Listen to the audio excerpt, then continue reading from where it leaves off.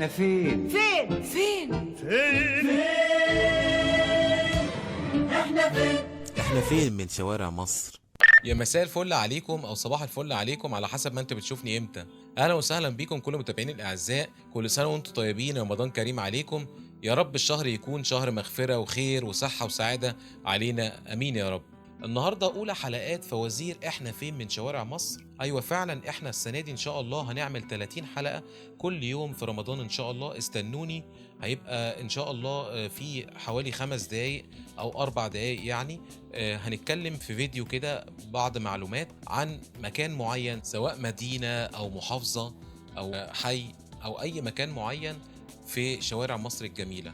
وعليك ان انت بالمعلومات وبالفيديو تعرف اسم المكان وتكتبه بسرعه في كومنت، واللي هيجمع ال 30 حلقه كلهم وهيبقى اكتر واحد متفاعل في الكومنتات، ويا ريت لايك طبعا.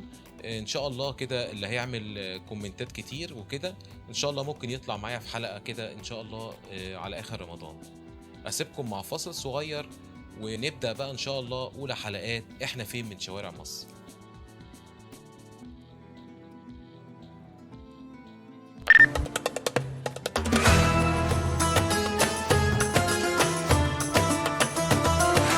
اهلا بيكم بعد الفاصل ورجعنا لكم تاني. حلقة النهاردة أو مكان النهاردة هي منطقة أو حي يتبع محافظة شهيرة، والحي دوت يعتبر من أرقى الأماكن في المحافظة الشهيرة ديت. والحي دوت كان أساسا في الأيام القديمة أو في العصور القديمة ده كان عبارة عن ملاحات أو بحيرات، يعني كان أرض كلها مية وكان كله بوص وكان كله أراضي زراعية. وسبحان الله من أراضي زراعية بعد كده اتجففت كل الملاحات ديت، وبعد كده بقت فيها أرقى أماكن يعني في المحافظة الشهيرة دي.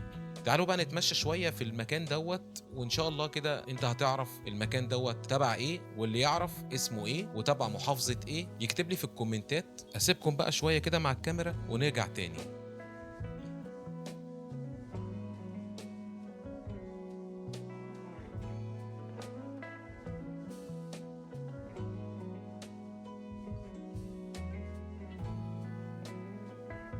اخيرا بقى عشان اسهلها لكم خالص، الحي دوت او المنطقه دي اتسمى على اسم الراجل العراقي اليهودي اللي جه على مصر وجفف الملاحات ديت او البحيرات ديت، وخلاها الاراضي ديت يعني ارض تنفع ان هي يتبنى عليها وتبقى اراضي صالحه للزراعه وصالحه للبنى. والراجل ده كان من اليهود اللي هم العراقيين يعني، فالحي ده اتسمى على اسمه. اكيد كده عرفتوها يعني، خلاص الحي ده اكيد اتعرف.